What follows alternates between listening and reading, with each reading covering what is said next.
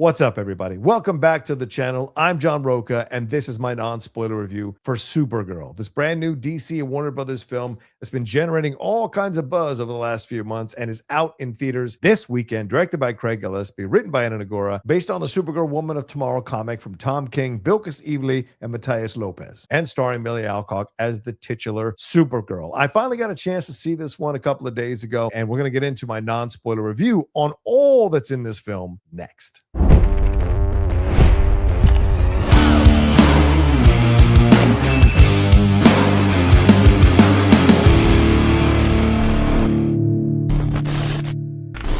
So I'm going to start my review by saying this. I've been thinking about the film over the last couple of days. I know the embargo was yesterday, but I wanted an extra day to really think about what I wanted to say about the movie. And the feeling I keep coming back to is one of genuine frustration. Not because the film is bad necessarily, but because there is a damn good film bubbling under the surface that never got a chance to come out. Let's start with what this film absolutely unequivocally gets right, and that's Milly Alcock as Kara Zor-El, aka Supergirl. She is excellent. She has this steely, weathered quality that sets her apart from every version of this character we've ever seen before. This is not the sunny, optimistic Supergirl of the past. This is a Kara who grew up under a red sun, who didn't have powers for most of her life, who had to fight for everything, and Alcock carries all of that in her performance. She's got gravitas, she's got presence, she commands the screen every single time she's in frame. And what impressed me most is that she's not leaning on the cape. In fact, the cape is not really that big of a deal in the movie. She's not leaning on the symbol. She earns every moment through her sheer performance. DC made the right call with her. Milly Alcock is Supergirl, and I think she has a long, successful run ahead of her in this role, especially if they surround her with a better movie. I also want to give some real love to the scenes on Krypton with David Krumholtz as Kara's father. Those scenes have genuine warmth. They have weight. They give you context for who Kara is and why she carries herself the way she does. Krumholtz brings a quiet dignity to the role that I wasn't expecting, and honestly, those scenes are some of the most emotionally grounded moments in the entire film. Which actually leads me into my biggest problem with Supergirl, because those scenes on Krypton are exactly what the rest of this movie needed more of. Here's my central issue with this film. It never stops. And I don't mean that as a compliment. This movie barrels from one moment to the next, one set piece to the next, one plot beat to the next, and it never pumps the brakes long enough to let you breathe. It never lets you catch up. It never lets you actually connect with these characters on a deeper level. And that is a script problem. That is a structural problem, because this film absolutely builds towards emotional payoffs throughout its runtime,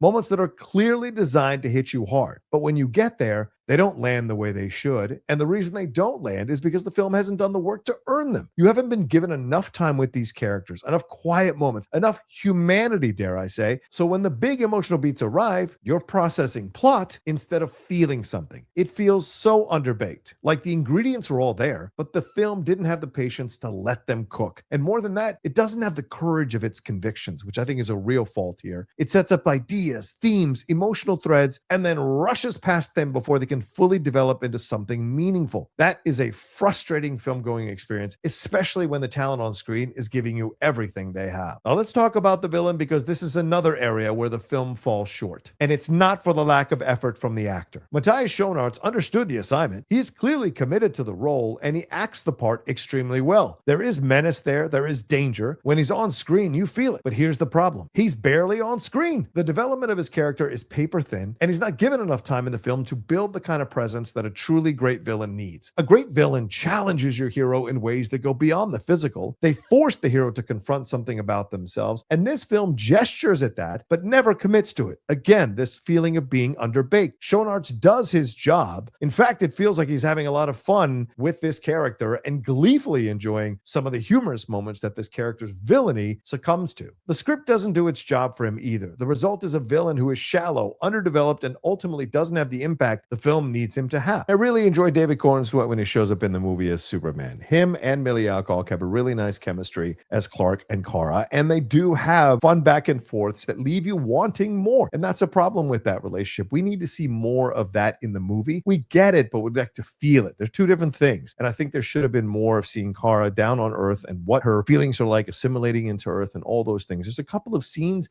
but not enough to really establish that. And the same thing with Crypto. I mean, it's great to see Crypto in the movie. I love Crypto as a character, enjoyed him in Superman, but I would have loved to have had just a bit more with him and Kara and really establishing that relationship a little bit more firmer so that we feel the drama, we feel the time as it's ebbing away because this dog's life is in danger. And so I didn't feel that that was strongly established enough for us to feel that as we were going along in the movie. Again, this feeling of it being underbaked. On the flip side, let's talk about Jason Momoa as Lobo because he was an absolute blast. Listen, Momoa has found his lane in the DCU finally, and it is this right here. I loved him as Aquaman, but this is so much more what he is built to do. He brings so much fun, so much charm, so much charisma to Lobo, and he commits to the bit completely. The fight sequences with him, I think, are great. There's an energy and a physicality to how they shoot this action that really works, and the man is funny, like genuinely funny. He got real laughs out of me and out of some of the people who were sitting around me at this screening, which was a mixture of regular film goers and critics. And in a film that can feel relentlessly serious, he provides some much needed levity that the movie desperately benefits from. Momoa is having a great time, and it is contagious. He's a highlight every single time he appears on screen. I also want to briefly talk about Eve Ridley, who plays Ruthie, Kara's companion throughout this journey. I'll be honest with y'all, she got on my nerves early. The character starts out in a place that feels a bit grating, a bit too one note, but as the film goes on, she grows into the role, and I love that. By the back half, Ridley is actually finding layers in the character, and the dynamic between her and Alcock starts to develop into something genuinely interesting. It's a slow build, but it pays off more than some of the things the film is actually trying to force. And again, if they had spent more time developing that relationship, we'd have felt much more of the emotional payoffs between her and Kara when those big moments happen